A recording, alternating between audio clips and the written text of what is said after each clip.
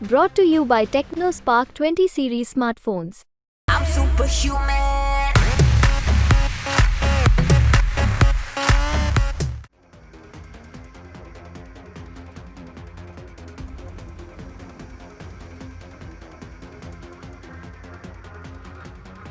Iran के राष्ट्रपति इब्राहिम रईसी की आज सुबह हेलीकॉप्टर हादसे में मौत हो गई, जिसके बाद पूरे देश में हड़कंप मचा हुआ है।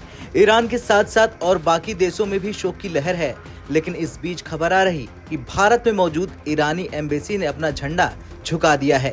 सरकारी मीडिया प्रेस टीवी ने आज बताया कि ईरानी राष्ट्रपति इब्राहिम रईसी, विदेश मंत्री हुसैन अमीर अब्दुल्लाहियन और उनके साथ आए प्रतिनिधि मंडल को ले जा रहा हेलीकॉप्टर 19 मई को पूर्वी अजरबैजान प्रांत के वरजाकन और जोल्फा शहरों के बीच स्थित दिजमार जंगल में दुर्घटनाग्रस्त हो गया। ईरानी राष्ट्रपति अजरबैजान की यात्रा के बाद ईरान लौट रहे थे, तभी दोपहर खराब मौसम के कारण उनका हेलीकॉप्टर दुर्घटनाग्रस्त हो गया। प्रधानमंत्री मोदी ने हेलीकॉप्टर दुर्घटना में ईरानी राष्ट्रपति इब्राहिम रईसी के निधन पर शोक व्यक्त करते हुए कहा कि इस्लामिक रिपब्लिक ऑफ ईरान के राष्ट्रपति डॉक्टर सैयद इब्राहिम रईसी के दुखद निधन से बहुत दुखी और स्तब्ध हूँ। भारत ईरान द्विपक्षीय संबंधों को मजबूत करने में उनके योगदान को हमेशा याद किया जाएगा। उनके परिवार और ईरान के लोगों के प्रति मेरी हार्दिक संवेदनाएं। पीएम मोदी ने ट्वीट में ये भी लिखा कि दुख की इस घड़ी में भारत ईरान के साथ खड़ा है। तो वहीं भारत के विदेश मंत्री एस जयशंकर ने भी ईरान के राष्ट्रपति और विदेश मंत्री के निधन पर शोक व्यक्त किया और कहा कि हेलीकॉप्टर दुर्घटना में ईरान के राष्ट्रपति डॉक्टर इब्राहिम रईसी और विदेश मंत्री अमीर अब्दुल्लाहियन के निधन की खबर सुनकर गहरा सदमा लगा। उनके साथ मेरी कई बैठकें याद हैं।